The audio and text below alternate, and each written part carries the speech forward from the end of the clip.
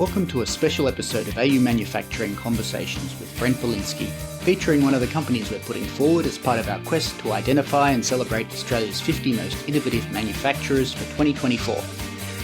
This campaign has been made possible through the generous support of MYOB, the original business management software developers. Nothing beats the OG, as well as the CSIRO and the New South Wales Government's Advanced Manufacturing Research Facility. Well, Mobin, thank you very much for joining us here on AU Manufacturing Conversations. A pleasure to have you on the program, and thanks for having me around at your offices. No worries. The first question we like to ask guests to set the scene, I guess, is how did you get here and what do you make? What's your answer?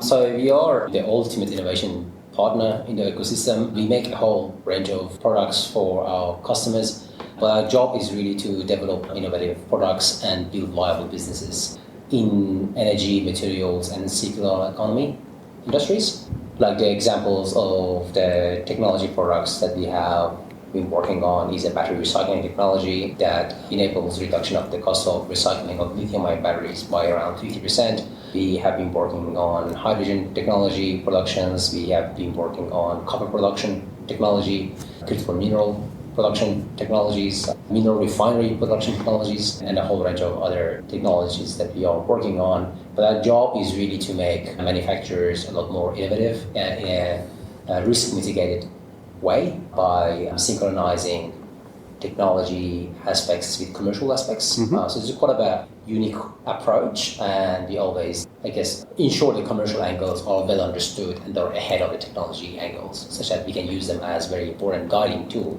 for important technology decision making.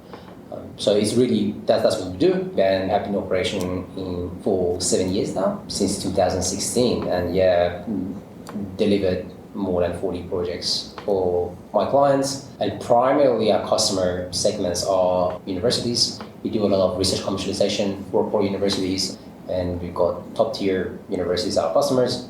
We work a lot with startups, and we also work with conglomerates, like big companies that who want to be more innovative, but at the same time tapping the agility of the smaller players that we either help them to secure innovation technologies in the context of innovation procurement. That's what we do for them. And the last group that we work with is investment groups for them to identify credible investment opportunities in the startup ecosystem. And so I'd like to know a little bit about your personal story. I was mentioning earlier that I'm sometimes surprised by the amount of Iranian engineers. About my travels, I met one yesterday who's the CTO of a company called M-Vision, Farouk. I'm not sure if you know her. I don't assume all Iranian people know all other Iranian people. But anyway, I'd like to know about your story. What brought you to Australia, your work as an engineer, and some of that stuff. I guess that's a very interesting story. Accidents play an important role in people's lives. Always. I think we kind of need to appreciate that. I've got a background in chemical engineering and a master's in energy systems engineering, which is a bit of a rare qualification where you look at energy systems at the macro level, its interplay with the economy, and a whole bunch of other angles. After I've done my master's, I went to the climate change office and was in charge of the second national report for climate change, where I was in charge of the energy systems, and we used to report back to the policymakers and also report back to the United Nations Development Program about how the country is progressing, reducing its emission against the Kyoto Protocol that was signed in the 90s. Then, I guess while I was doing that, I was also heavily involved in oil and gas projects, identifying carbon emission opportunities and finding mature technologies, bringing them to the country and developing projects around them, project finance and deployment and all the rest of it. Because I was doing that for a while, so I had a very good understanding of the international landscape. But I also had a very curious mind. So those kind of world of engineering is exciting, but it's not innovative enough for me, generally speaking. So I decided to kind of change gears a bit and experience the world of science. And then I was doing that, both myself and my fiance at that time, and we're looking at different countries that we could go to for a PhD program. And it's a very funny story. My wife put my name for a PhD program here in Sydney, and she ended up getting a scholarship for that.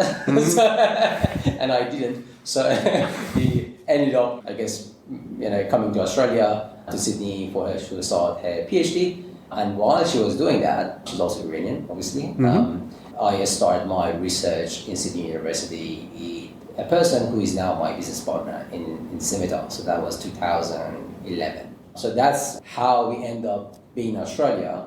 But then I traveled, to a few countries, including the US, and I said, you know what, I like to stay in Australia, and I do build my business here, and work here, and live here. Glad you're here. We don't have enough engineers in general. We don't have enough that are focused in commercialisation, in my limited understanding of either subject. I had a look at your LinkedIn and some of the things you've done in your career. It looked like 2016 was kind of an important year in your career. It looked like you did some work with Hazer, you did your postdoc stuff, and you founded your business, of course. Tell me about this, what looks like a turning point. I always had 2-3 gigs going on in parallel. I had to keep myself busy. I get bored too fast. so, in 2006-07, and before that I was a professional cyclist. So I was officially a country champion of cycling. I was a sprinter. And then after that I started to experience music and, learn a lot of instruments and used to do live performance, etc. So I really found home in rigorousness of science and the objectivity that science promises to humanity. Now, I was doing some really cool, fancy stuff when I was doing my PhD. However, at the same time, I got really frustrated about why all these amazing things that we invent in universities never get out. And it was 2016, I was doing my postdoc, that's correct, and we had our once-a-year review of performance. And my supervisor asked me, what do you want to focus on in your career? And I answered, well, I'd really like to learn about commercialization and capital raising. I made my first money in 1995 by fixing bicycles, when I was a professional cyclist. So I really had a vision always to build my own business. But then when I shared that vision with her, she said, well, university is not built for that. And I paused for 15 seconds and then handed over my resignation and said, you know what, either I find a way or I make a way. So I jumped out and made Scimita with my co-founder. And we started building an organization that didn't exist in Australia to be ambitious, bold, rigorous, methodical, and commercial, to take research out of the mines and put it in the market.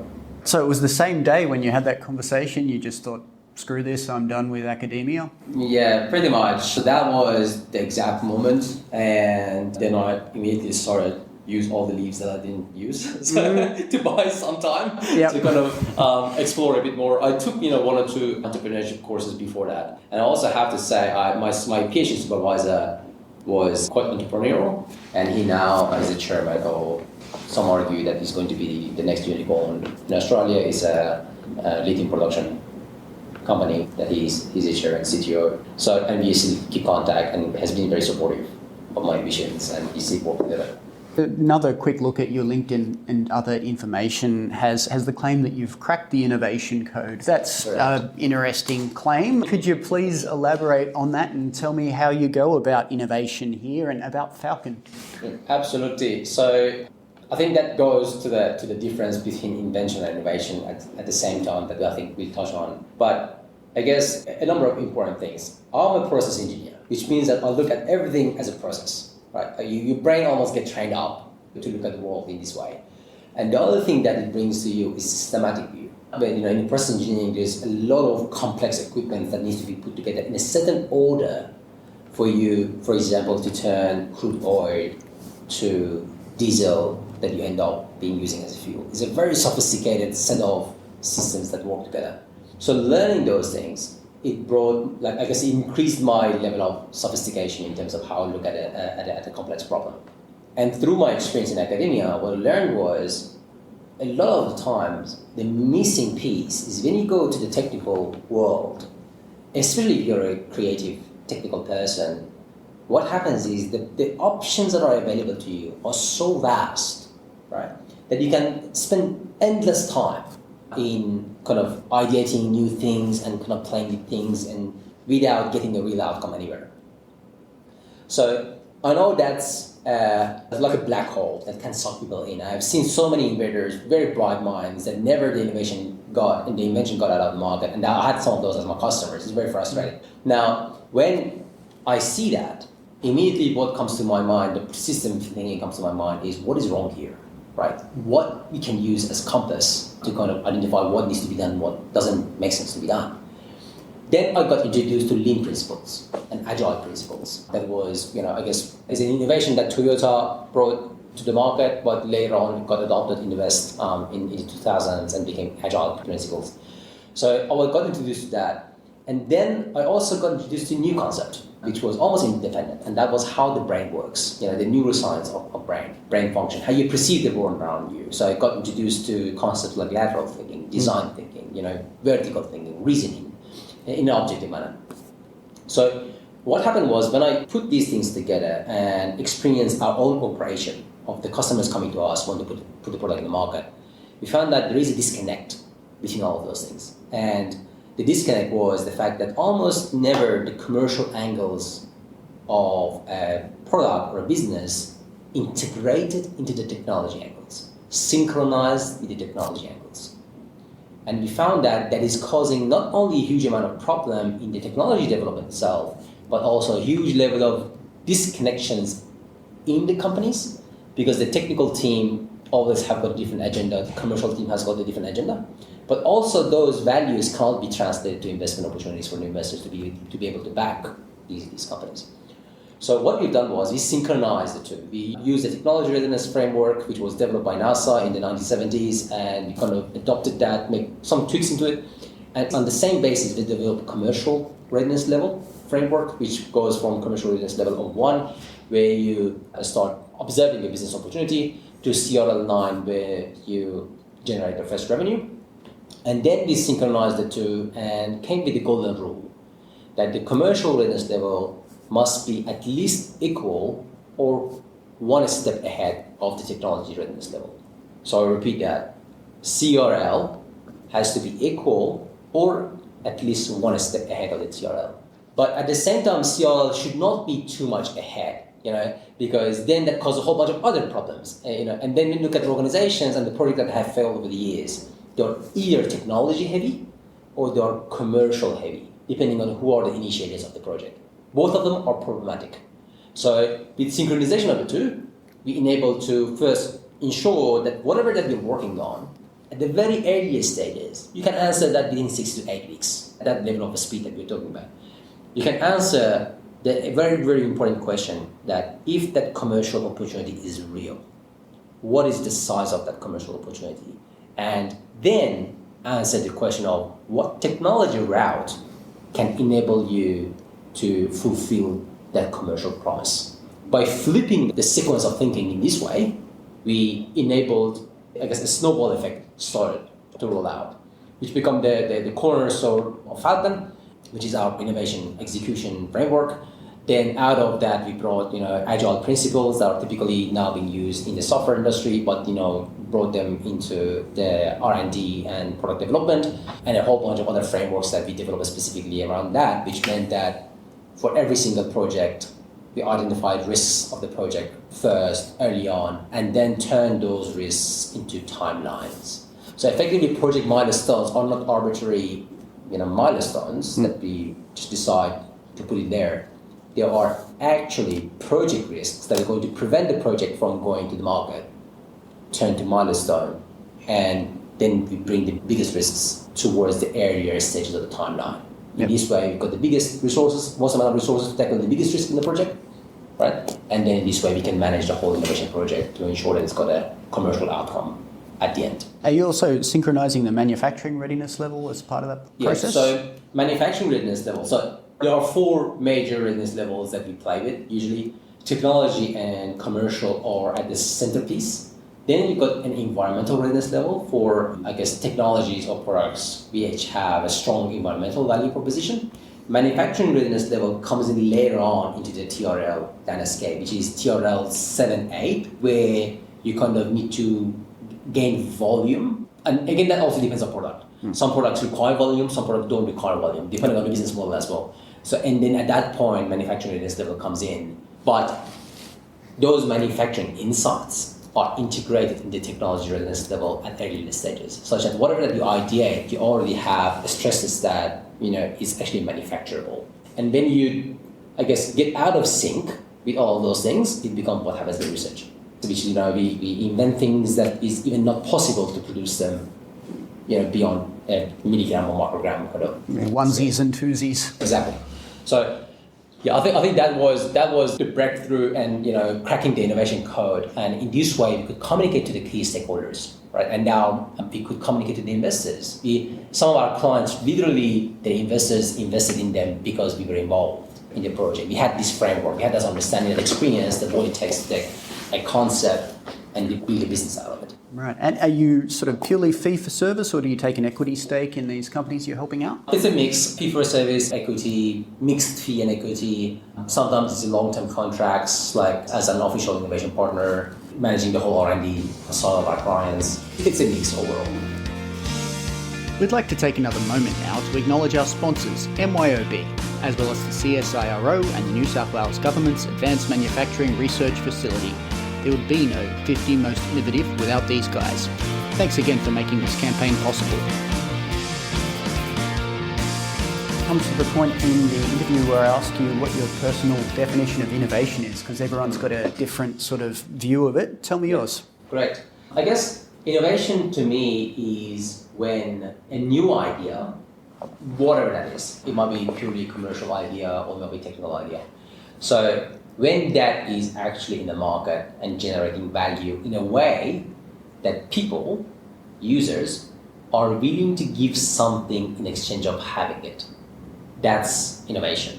It has to be new in a context. People need to give something to have it, and that can be the time, the attention, the money, or whatever, and it adds a value. That's to me innovation. And in that context, we talk about a lot of times about the commercial innovation. What is the business innovation here? What is the technical innovation here? And they're different. Some of the business are literally like about an innovative business model. The product is the same, just business model is innovative. That's also innovation. Sure. You might have a product that you sold as a capital sale and you find out a way to servitize that, for example, where you give the person whatever it is by the hour or as a service or whatever, and you create more value for them and you, then that's an innovation, I'd argue. Yeah, correct. So and companies, institutes, people have got a different way of measuring their innovative performance. Some of the not-for-profit organizations can be absolutely innovative, and because that they've got a different way to secure the philanthropic money and add value to the ecosystem, which was not existing before. So that's important. Sure. I mean, some innovation surveys even look at the innovation levels of households. For example, there are a lot of different, this probably getting into the weeds is not hugely relevant to our conversation, but you can look at it in a lot of ways, basically. So tell me about the number of people at Scimita Ventures, please, and what sort of disciplines you have on board to make this happen. We're a project-based company, so which means that sometimes you've got 30 people. At the peak, we had 30 people inside the company working, and that's excluding our contractors, etc. And over the years, it has been growing constantly. And what we've done was last year, we had to be more innovative in our own business model. So we went to a downturn to make sure that we have the opportunity to test that innovative business models. And we are now seeing the results of that. And one of the outcomes that we've achieved was recently we onboarded one of the biggest Trailblazers. Trailblazer is an initiative by the Australian government to ensure research gets out of universities. And a Trailblazer, which is a Trailblazer for clean energy and recycling, led by University of New South Wales. We kind of landed them as a partner, as a customer for us, and now we've been serving them, which gave us a lot of exposure, but a lot of appreciation and confidence of the fact and methodology that can be really deployed across the ecosystem as it's happening. So that was very exciting, and that was an outcome of the change of strategy that we need to do, because the original business model that we had were not sustainable for us. You would get projects that are highly profitable and we also added a lot of value to our clients, but it would be hard to predict when the next project comes in. So we had to be also innovative again in terms of how to do business.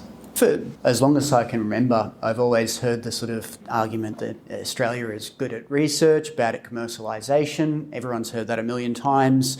You have a unique perspective on this, given that you've been involved in both things and probably think very deeply about where we do well and where we do badly and how that can be improved. Your point of view, please. I think the problem that we have is actually a gap. And that's a skill gap. So it's not a problem that we need to fix. It's a skill gap. So the way that we train researchers is fundamentally different from the way that even in Scimita, we train our own developers, the technology developers that we put on board. If we go and always ask researchers who their career progresses on a different metric, on a different skills, ask them to go ahead and do something completely different, they're not A, interested, right? B, they don't have the skills, not the intellectual power. They don't have the skills to do that. And C, well, it takes time to develop these skills. You cannot develop these skills inside the university, as my supervisor told me, right? So you have to get out of the university context. So this problem is actually a gap, and it's a gap about what can and cannot be done technically, but also what can and cannot be done commercially. And I think ultimately, the way that we reflect on that gap is at the moment is a mismatch problem wrapped in complexity. This area that you're working on, technology area, is a very complex area, and you can be always curious about it. But when this gap is being wrapped in this complexity, it becomes that mismatch of, okay, who is doing what is the university's business model, are they education organization or research organization, or are they commercial organization, right? What drives them to go forward? Who does the makeup? What does the makeup of the university looks like, right? Does it even have the right freedom to commercialize things? Because, in our case, inside Scimita, we may change course 5 times in a time of 3 months for a project. You are almost constantly out talking to customers, talking to the market, getting pricing signals, very careful about positioning and how you structure sentences and meetings and everything else. And there's a lot of emotional intelligence goes on to be able to get the right information that is valid and credible and pivot to the next stage. A couple of weeks ago, I was with a researcher and he was trying to procure a sensor for his technology. And well, he's not the procurement officer. He doesn't really know what he needs. And then he was quite frustrated about it. And I told him, well, it is not the researcher's job to do these things. What you guys need to do is to subcontract that piece to that design firm or engineering firm. For them to do that, it takes 2 weeks for them to do that. It takes 6 months for you guys to do that. And get it done, move on. And I think that's really the core and crux of this problem. And to bridge that, we think is a new particular kind of expertise. It's a unique method. And it's combined with a relentless commitment to outcome delivery that is required to take research out of labs. I'd like to know something about why you're in St. Peter's. Not a bad location. There's lots of stuff around. I know of one other tech business in the near neighbourhood. I don't know if you know Microtower, but they're sort of nearby at Sydenham, I guess. Why are you here? Okay, so you're now in our office and you can see that we've got a workshop full of equipments and etc. for development and etc. So 2 primary reasons. I don't like travel more than 30 minutes. So from where I live, just joking. But so the actual reason is we need a place that has got workshop space and office. So now you're sitting in a nice office, but that combination doesn't exist that often. So it's kind of a matter of infrastructure availability. But here, that existed, so we could find a home here. But a second more important point is that here we are modular. You came to this business complex, you have seen, we have not always been operating from this office. We had 2 or 3 offices here, we had other units around us. So as our team expands and we bring on board more projects, we go and get other units. And as those projects finishes, we release those units and come back to the headquarters. Right? And in that way, we manage our operational overhead and we remain a lot more agile in terms of how we deliver projects. Because when we get other units, we also can tailor those units for running certain experiments. So we had a project about bedbugs a couple of years ago. I'm not sure if Thomas has shown. No, but I'm all ears. I had a housemate that had bedbugs once upon a time, and it's a long and weird story, but please, I won't interrupt you any further. We had a project that involved bedbugs, and we had to design a long-term monitoring device to identify them. And then as part of that, a lot of things that people do, including some of the top researchers in the UK that we've been working on, they don't have real bedbugs. And we were like, how you can develop a product without having your most important stakeholder there. The guys that you want to find. So what we've done is we got another unit and we built the whole rearing facility. And we build relationship with other pest control companies. So we would effectively go on their behalf and inspect people who would call the bedbug infestation. We just go there with our technologists They would inspect to see if it's a real bedbug or false call. If that was a real bedbug, they would collect the bedbugs. If it was false call, and then call the pest control company to go and do the job and get the fee for it. Our reward was the bedbug themselves. And the reward for our, pest control partners were, they didn't have to waste time and money to chase false calls, right? So everyone wins, and that's the power of even commercial mindset. What do you need for that, right? You always think that way. And then we brought a whole bunch of bedbugs here, thousands of them, and we would rear them, feed them, care them, and we built simulated environments. So it's another angle of being innovative, using technology readiness and commercial readiness framework for development.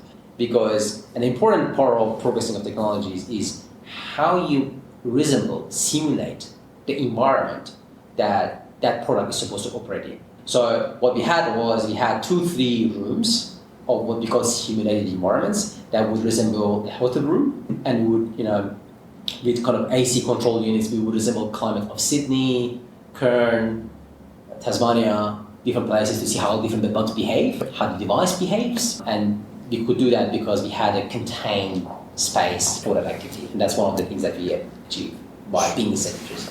I'd be nervous to let so many bedbugs loose because they're very hard to eradicate. If they get stuck in, they can lie dormant for a long time. They travel well. It's probably getting off topic a bit, but I mentioned my housemate, and we didn't go into his room for months after he left, and we didn't want to bring anything into or out of that room because we just got so paranoid, because I read up about how well they travel and how well they get stuck in the wall and their dormancy and their amazing ability to survive and multiply. I guess that's a very important point, because safety cannot be compromised. We have been fortunate to have some of the best talents in Australia coming and working for our company. And being, safety conscious, designing protocols in a way that contains those safety risks is a very, very important of what we do. Sometimes you work with explosives, sometimes you work with things that are really corrosive in nature. So if you don't control those things in a very confident manner, we effectively don't start a project. And we started that project because we were really confident about the protocol that we set up. And we had used some risk mitigation techniques that we proved through pilot tests. And then that way we could comfortably run experiments. Right. Well, thank you for getting the conversation back on track.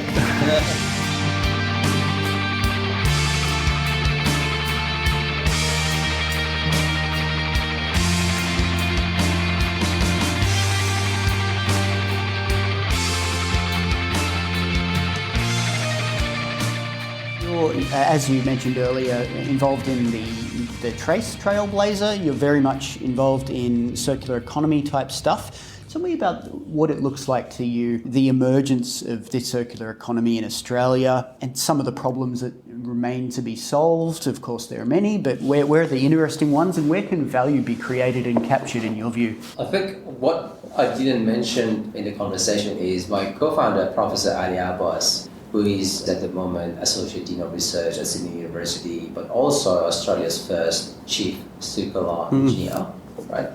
He's leading a lot of those conversations across Australia with the government internationally. So I genuinely don't think that the way that we have set up our economy with that single-use approach is sustainable. And there is enormous amount of opportunities in making sure that we value materials through embedding circular economy principles in product design and business model design. The significant, opportunity there is, if you do that correctly, that brings down the cost of operations quite substantially, and we can actually sustain to have 10 billion people living on this planet, and don't push the 8 boundaries of planet so hard to its limits, as David Attenborough outlined in his fantastic documentary.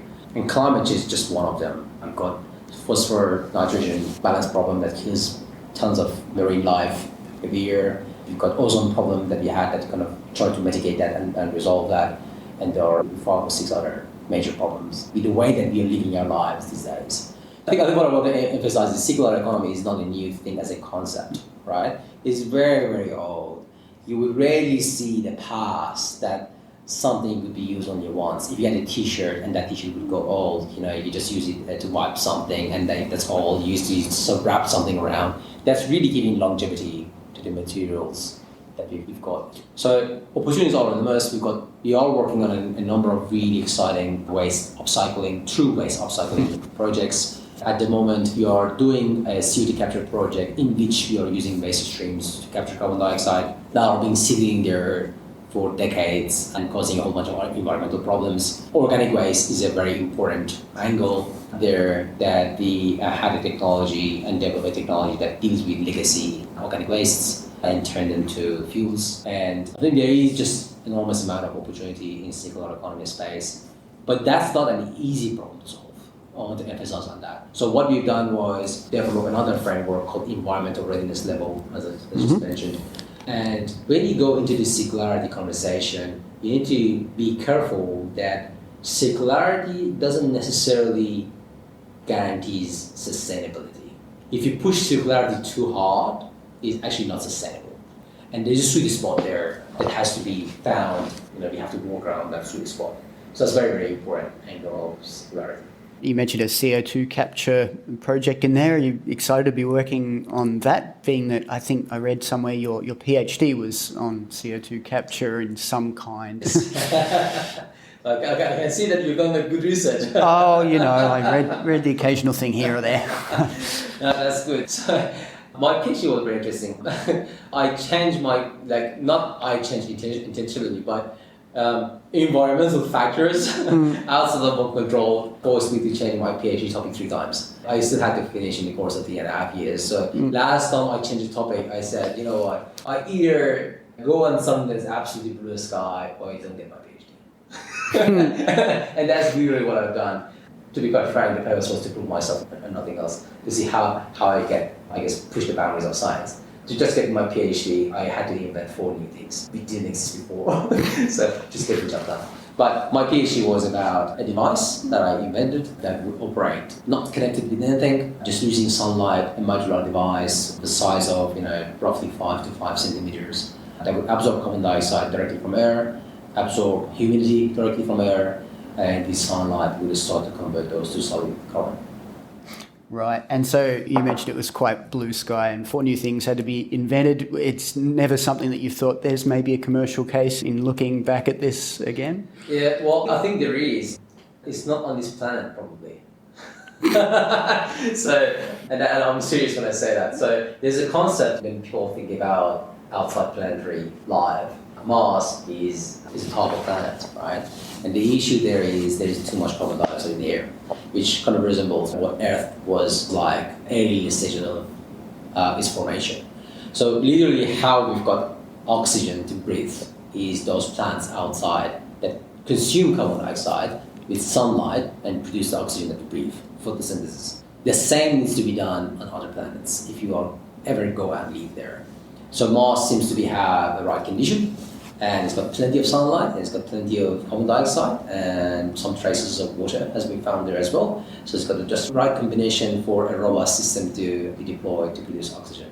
Well, you've got that idea in your back pocket if the need arises. As I say, it was a blue sky project, and I really didn't do it to commercialize later on. It was really just proving myself and gain massive amount of skills and make some really good contacts and prove myself. And some of those contacts actually became my customer later on and more important clients. So I changed my location of living 3 times, and each time I almost hit the reset button on my network. And when I came to Australia, that was the toughest reset button, because not only I didn't know anyone here, but also I didn't know how legal system works, how taxation system works. It was a whole new world for me. So I had to build a number of very important contacts through showing excellency, reliability, and be unique. Ali is one of those people, my co-founder, which we trust each other so much. I'm sure if anything that happens to me, he take care of my family, and vice versa. I'll do that for him. And another person who's a very high-profile professor, who was also the winner of the Innovation Award, Prime Minister's Innovation Award, was my supporter for many years. Who was that person? Can you use? I can't name him, but I'm not sure he's comfortable. Oh, I see. It's like that. So that's part. When you do business, you get so I guess, tuned to confidentiality and those things. Yeah, we'll respect the man's right to remain anonymous, or perhaps I'll ask you when the mic is off. Anyway, we can move on from that. Another very general question is, I'd like your perspective, please, on the risk appetite for investors who you speak to on a day-to-day basis, I guess. What do you see in Australia to do with the risk appetite for investors in, difficult manufacturing businesses of the kind that you are involved in? I think investment is an economic concept. And when you are in an economy that there are easier, more reliable return on investment, why you should risk your finance, right? And that's literally Australia. So when you've got such a good property market, such a good mining sector, such a good blah, blah, blah, to go and invest and have a reliable return on investment, why you should risk it? And that's fundamental of the economy, including being relatively isolated from the rest of the world. So not having a connection, facilitated and hassle-free connection with the bigger markets and just only relying on 20 million people is very hard to make business case on any given product. So it has to be export product, it has to be global product, otherwise it's hard to back. And with those, technologies or investment approaches, there's always risk. Because it's not just one or two risks, it's not only technology, commercial risk, there is supply chain risk, there's a stack of risks. So if people say, I'm really conservative about innovation and investing in innovation, I think it makes sense. How other countries have managed that is more interesting. So when you go to the US, and we are in communication with the Department of Energy USA on a number of different topics, when you go there, you see there's a lot more social responsibility to make the economy more innovative. So a lot of grants available, a lot of investment in the ecosystem, in competency building across the ecosystem, and generally speaking, demonstrating and celebrating successes, right? So let's say Canva was a very good success story, like for argument's sake, it's the software company. Who knows how much about Canva and how they achieved what they achieved? Where is that knowledge? It's not accessible. Some of my clients are the brightest business minds in Australia. They are trusted partners and advisors to the government and a whole bunch of other people. You don't hear about them. So that body of knowledge that is just sitting there, I don't think we've got expecting enough social responsibility from our ecosystem, from our successful role models to share, be generous about that information and share it to bridge that gap that we're just talking about. Even for us, it took us a few years to say, you know what, we can be a lot more generous about the information that we have in hand, and we are effectively launching an educational platform to build competency across the ecosystem about what we do, which may sound like counterintuitive because it's like, oh, what? You're going to give away your trade secret? You're going to educate people about Hacro? But when you look at all those things, the size of the pie is so big, right? And if you get that right, it's going to make everyone to be prosperous and more importantly, more sustainable. We make money, we live good well, we've got the minimal footprint on this planet, and that's the legacy that we want to leave behind. That we took a lot of personal risk and sacrifice to kind of build a company like Scimita, which you cannot find another example of that around, right? It requires a lot of courage, a lot of family support, and unhealthy level of appetite for taking risk. A tolerant wife. Yeah. But I think it's now time for us to open our playbook and share some of those fantastic learnings with the rest of the ecosystem and enable them to build a much more complex economy. And at the same time, I genuinely, as an individual living here, and I've got a 6.5-year-old daughter, I don't think we can leave innovation to chance, and we have to do way better than what we're doing at the moment. And this is the golden time for Australia. And I go and speak in places I talk about. This is the 5th industrial revolution. This clean, green revolution is the 5th industrial revolution. It's not going to come around again. So this is a fundamental time that we are going to shift from our old, single-use, fossil fuel-based economy to a fundamentally different economy. Australia has got a unique position here, has got a fantastic opportunity, and I don't think we can, as a nation, we can afford to lose that opportunity. So that's why we're also opening up, saying, we know how to do it. Let's all together learn how to do it and make this economy a little more prosperous. We'll go to the last question because you've been very generous with your time, but I'm aware that you've got a 6.5-year-old child to get home to and other obligations. So my last question to you would be the question we close these interviews with, and that is, what's an issue within manufacturing that isn't getting the attention it deserves? What's your answer? I think connectivity of the ecosystem is a problem, and I think government or government initiatives need to consult a lot more with the industry about what problems they face. And a lot of those problems is that you cannot push innovation to an ecosystem. You need to bring them up along the journey with yourself. But to do that, you need to understand what innovation is all about. You need to be able to put yourself in the shoes of those target segments, the manufacturers in this context, to be able to do that. I've got similar conversations with a couple of entities in Queensland that also are screaming about this problem. I think that's a big challenge. Next to that, I think we as a nation need to have a very open, thoughtful discussion about what manufacturing means to Australia, given that our labor costs are high, and we want that to be high because that's part of the prosperity conversation, right? But it also means that we need to be a lot smarter about what are we manufacturing and how we're marketing that in the global market. And I don't think we're doing that enough. Like, example, some countries have got some reputation about things. You always think Italian furniture is slick, right? You always think German machinery lasts forever. So what is the legacy for Australian products? Are we going to be the guys who are going to be the manufacturing of manufacturing machinery? Is this the best use of our innovation and massive talent that we've got in Australia? Maybe that's true. Is it going to be a combination of that and producing only high-end materials? While we are doing dig and ship for minerals, and yes, it's been going around for decades for a reason, but now we've got the best business case to not to do that, to do something that's fundamentally better and add a couple of zeros behind the revenue streams of the companies. Right? Well, we're not tapping into that, right? So I think this sort of the stuff that comes to my mind when I think about manufacturing. It would be kind of hard, in my view, it would be hard to imagine Australia as that large scale manufacturer, that does millions of tons or millions of products a year, because we are playing the catch-up game with other bigger players around us that are far more efficient in doing that. So who we are in the manufacturing context, what are our natural strengths that we're going to tap into, and build a very strong, robust manufacturing sector. Well, Mobin, it was a pleasure to speak to you, and thanks for having me here and being on AU Manufacturing Conversations. Thank you very much.